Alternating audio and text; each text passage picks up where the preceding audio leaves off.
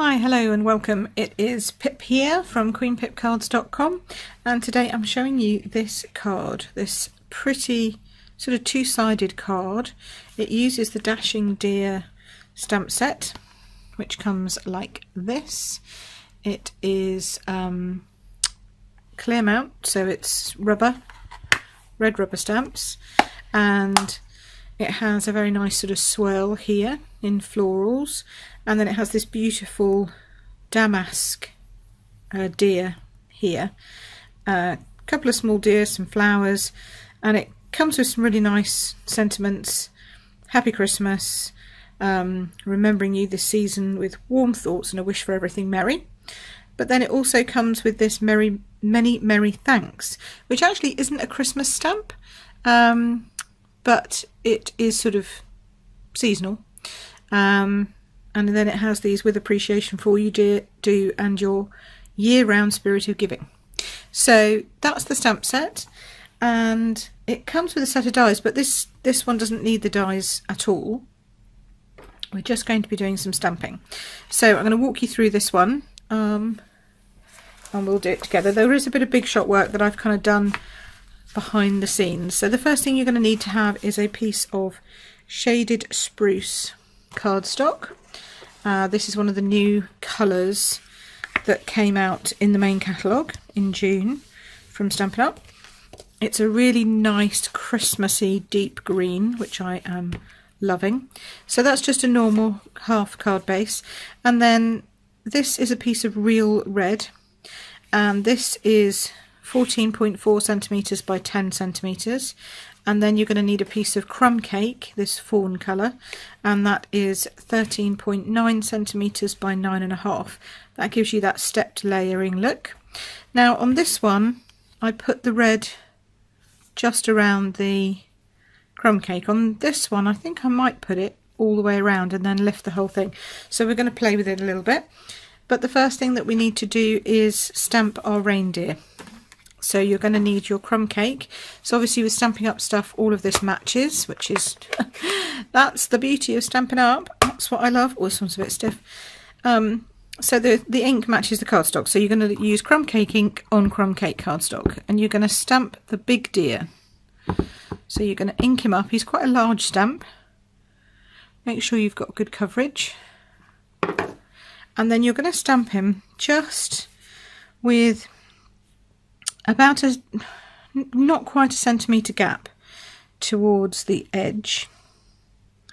And as I say, he's quite large, so he goes almost top to bottom. And because he's large, you don't need to put masses of pressure on him, but you do need to just give him a few moments, make sure that he's been inked and the ink's been transferred to all the different bits, because he's quite delicate. So you can see now that beautiful damask pattern showing. Isn't it lovely? That's gorgeous.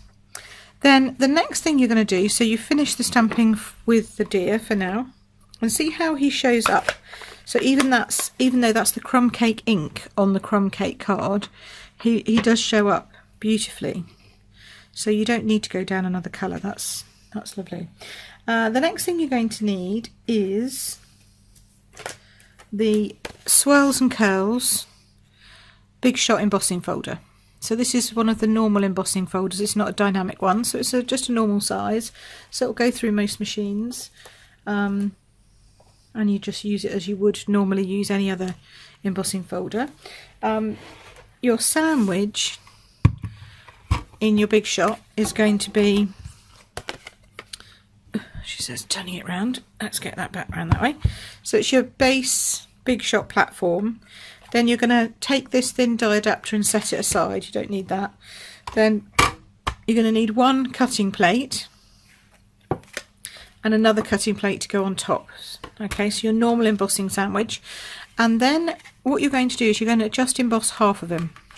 So you're just going to take your embossing folder, and I work it this way round so that when you push it through the machine it's going to go through like that. Okay, you can see that way. And I left again about a centimetre from the tip of his nose to the edge of the embossing folder, and make sure that it's nice and square. Okay, but you're going to get left with a line here, but don't panic about that because we're going to cover that up in a moment. So then you're just going to run that through your Big Shot machine like that. Okay, and as if by magic, with the power of Blue Peter, here I am back again. This time it's been embossed. And can you see that embossing now? Isn't it lovely? Swirls and curls. Despite the fact it not being a dynamic embossing folder, it creates some really beautiful deep embossing on this, beautiful curls. And I kind of thought the swirls on here matched the swirls on his damask pattern, which is why I put them together. So then you're going to, I'm going to attach that now to my Real Red card base, and for that I'm going to use our multi-purpose glue. It works the best when you've got raised embossing. And the reason for that is if you use tape or a snail or something like that, there's a chance that the embossing, because where it's weakened the fibres of the cardstock by running through the embossing machine, there's a chance that those fibres can rip, and then you tear off the back of your piece card. So you don't want to do that. So if you use the multi-purpose glue, ooh, it sticks perfectly. Now you'll notice just slightly that it's a little bit shorter now this way than that way. That's okay. That's because it's been embossed and so it's shrunk inwards slightly. If you want to make sure it's exactly perfect, then you just trim a little edge off there, but you're going to have then a different size on your card base, so I just live with it. The next thing we're going to do is we're going to attach our ribbon. Now this one used the mixed satin ribbon. See how it's got the stripy bit on this side? I don't know if you can see that. It's got the striped piece on this side and then the plain satin piece on this side, so it's mixed satin, half plain, half striped, which is very pretty, but I've run out. So I ran out of class. So we had to do a share. Some people had this and some people had the mixed. But this is the cotton ribbon. Again, it's Real Red. This is in the main catalogue. It is 10 yards, so 9 meters that you get in this, and this is the Real Red. Doesn't actually say what it is. Normally it tells you. Yeah, just cotton ribbon. Here we go, 1 centimetre cotton ribbon. That's what I was looking for. Could not see for looking.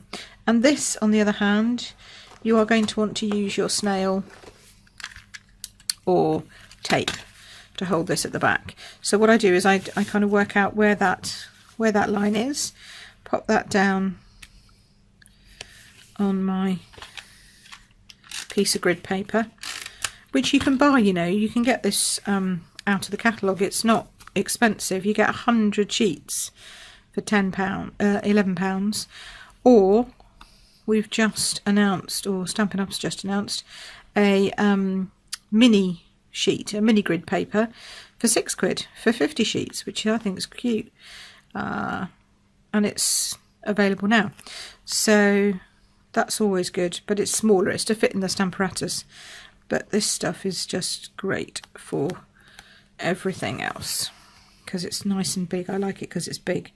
I don't know what size it is actually, A3 maybe, something like that.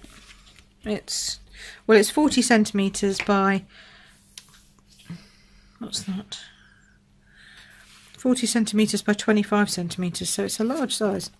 Okay, so that's that now done. That's our red ribbon down the centre, and you see how that now hides that line. You can't see it, don't even know it's there. And then we're going to pop that straight down onto our card base. And I always use glue over the top of the ribbon again here, just to firmly secure that in on both sides, because obviously otherwise it's only got the snail on the one side. So make sure it's covered on both sides. There we go. Nice. Nice. Straight, nearly. Go on. Go straight. There we go. Right, so that's that, and then we just need the final sentiment piece. So the final sentiment piece I stamped again Real Red because we're all about the coordination, And this is the Many Merry Thanks piece. Okay, so stamp that in real red, just like that. Okay, and then you're going to run this through the Big Shot using the stitched labels. Where are they? They are the stitched labels framelit dies. Now you don't have to, you could just punch it out if you wanted to, if you didn't have these at home, but they are a massive set of dies, and I actually just bought the dies, I didn't buy the stamps that go with it. Shock horror. Just because I love them so much, and I didn't like the stamp set quite so much, I'm going to be completely honest. But I love how they have this detailed stitching around them. That's the biggest one. That's a nice size label. And then they've got these little diddy ones, a little heart and a circle, and then this one, which is the one we're going to use today. Then they have these stitching that you can just do a line, which is great, and this one which does stitching all over the page, which is pretty, and kind of like a background, which is new. Not done that before. Okay, so then you're going to take your Big Shot again. This time you're going to have your base platform. This time you're going to bring back in this, because this is the thin die adapter. Okay, so this is used when you want to use thin dies. So then you're going to pop that back there, pop that on top, and you'll see that it literally only just, it's like, oh, is it going to cut out? But it does. And then you're going to take the top, obviously you're going to make sure it's lined up when it's on there, pop your top lid on, put that through the Big Shot, and again, in Blue Peter fashion, this is what you end up with. Isn't that gorgeous? See, it's got stitching on it all the way around, and then it's got these like gappy hole spindly thing around it as well. It's a technical term. Gappy hole spindly thing. Okay, and then you're going to take your 1 3/4 inch circle punch, and you're going to punch out a piece of shaded spruce. And did you see how I did that? Always do it with 2 fingers, 2 thumbs. It helps keep your punch going longer, because it makes sure that the spring isn't one-sided. So then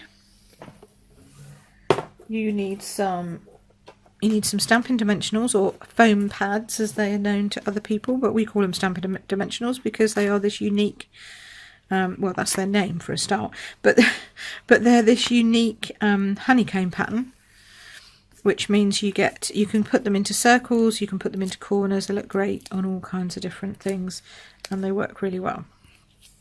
Okay, so then you're going to pop that on top of that.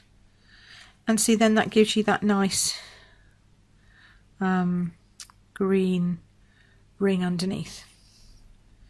And then we are going to glue this, I've decided. I glued the other one as well, didn't I? But to be honest, with the amount of decoration it's got in terms of embossing, and then this being raised up, it doesn't need to be raised up anymore. And then I placed that on here, just about in line with his nose. Make sure he's straight, yeah. And then to finish, I used one of these new real red, well, I think they're just called red, but they're real red. One of these new real red rhinestones, because, oops, oh no, that's not supposed to happen. Don't worry though, because I've got my nice scalpel, I can get that back again. Look, this nice slidey thing. And then I just popped a little rhinestone under there. Actually, I've got a gap up there. I might pop one at the top as well. Reckless abandon. Look at that. There we go. There we go. Yeah, maybe. Not sure. I don't know if I need that one up there. Or maybe I want that one up there and not the one underneath, because that looks a bit tight down here for some reason. Good thing is, with this spatula thing, you can take them back off again, see? It doesn't even mark. Oh, I don't know now. Anyway. Yeah, we'll leave that one up there. So there you go. That's the two different ones. I'll just put this one back on here rather than carrying it around on my spatula. So that's the card I was making today. Look how quick and easy that is.